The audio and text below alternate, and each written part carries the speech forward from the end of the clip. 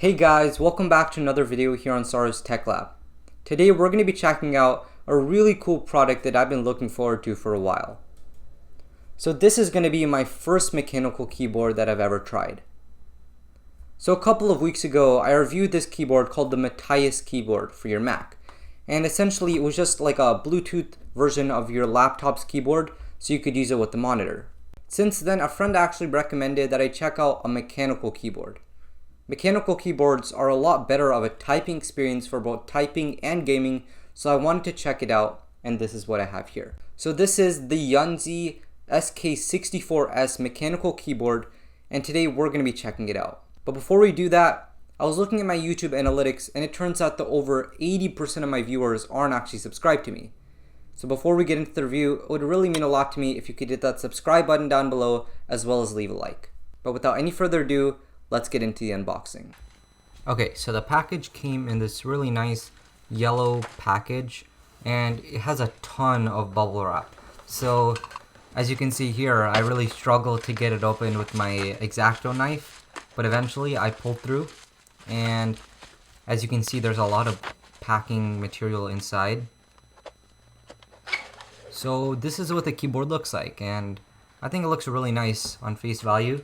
It's presented really nicely in the unboxing, and it looks like it comes with a USB-C cable, which is actually braided and gold tipped, so that's nice. It comes with a keycap puller, a switch puller, and it also comes with some alternative keycaps. It looks like it has control, it has command, and finally it has option. So it looks like you have a lot of options with this keyboard. So first things first, let's talk about the price. So this keyboard comes in at right around $80, which is actually a pretty good price considering that the Matthias keyboard I checked out was $140. So what makes this keyboard a mechanical keyboard are the switches that it has. So there's three different types of keyboard switches when it comes to mechanical switches: the red, blue, and brown switches. Now there are a ton of different types, but these are the three main ones, which is why I'll be talking about those today. So the red switch is a linear switch, which means that it's going to be really smooth and it just goes up and down, while the blue switch has more of a tactile feedback or a bump whenever you press it down. It also has audible feedback and it's really clicky, so it's pretty loud. The brown is more of a mix between the two.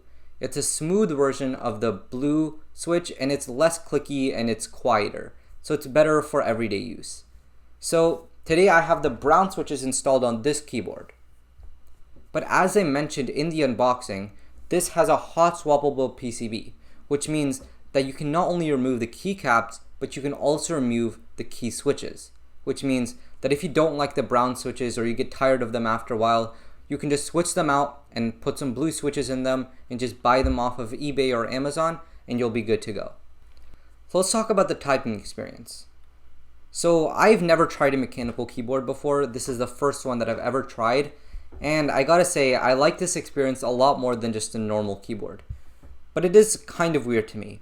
It's a really fast click, and your finger, it doesn't take as much force to press it down, but there is a farther travel distance, which means that it does take a little bit of time to get used to because it's sort of the opposite of a normal key switch that's found on like a keyboard for your computer. But to be honest, I think I prefer the feel of this mechanical keyboard to my laptop. And although in the beginning I was messing up all the time and it was kind of hard for me to get used to it, over a couple of days I was able to get used to it, and now I feel like it's just a normal keyboard to me and I can type on it normally. So let's go ahead and do a typing test to ensure that I haven't lost any typing speed with using this new keyboard.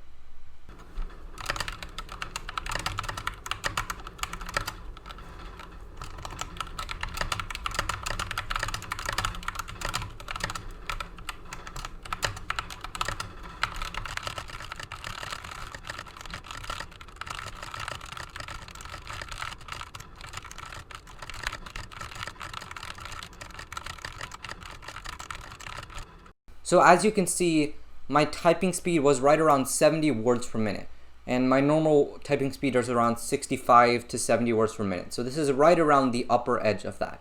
So that's great. This keyboard does not make me lose any speed while typing, but at the same time it is a better typing experience. So the most unique part of this keyboard, what sets it apart from others, is its layouts. So this keyboard is in what's called a 60% layout, which means that it's a really small and compact, but at the same time it has 64 keys, which means that it has all 4 arrow keys as well as the delete key. They shrunk down some of the keys on the side, like the shift key, the FN key, and the command key, and they just got rid of the alt and the control keys from the bottom right. Now, I didn't really use these keys anyway, so this isn't a big issue for me. So I really like that there are arrow keys within the super small and compact layout, as well as the delete key. Now, for keyboards, I generally like to keep my keyboards to work with Bluetooth, and this one is no exception. It is a Bluetooth keyboard. It's enabled with Bluetooth 5.0, and it has a 1600 milliamp hour battery, which means it lasts for a couple of days. I haven't had any problems with the charging for this keyboard, but I also didn't have any RGB turned on, so that might have been why. Now, speaking of the RGB, this keyboard comes with software for which you can control all the different RGB. However, it does have pre-installed lighting effects inside of it, such as different RGB gradients or solid color gradients or just solid colors on your keyboard. So that's really cool. I really like this feature in the keyboard. It gives it a really nice look. As I mentioned, it does come with some software for you to control all the different colors that this keyboard has. However, you cannot download this software onto a Mac, which is what I use.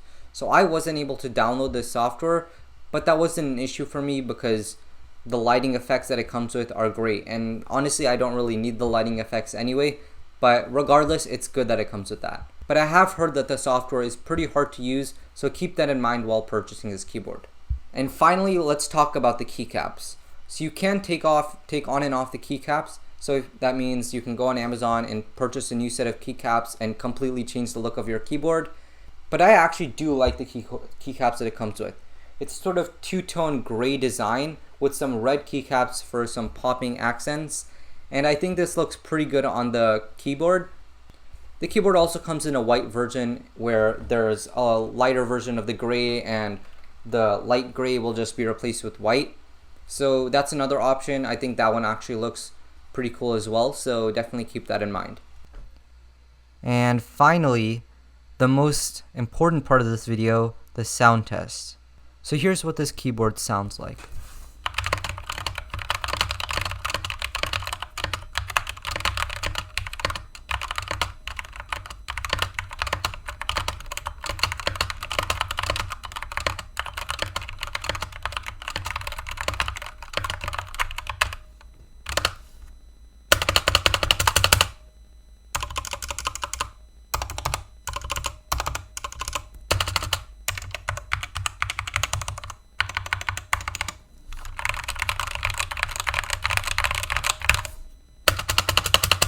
So at the end of the day, I think I really enjoyed this keyboard. The mechanical aspect of it is really great, and I also really like the build quality and all the different features that this keyboard comes with. If you're interested in picking up a new Bluetooth mechanical keyboard, I would definitely recommend this over a lot of the other ones I've seen, and I hope you enjoy it as much as I did. Anyways, that's been it, and I'll see you guys next time on the next episode of Sarv's Test Lab. Bye!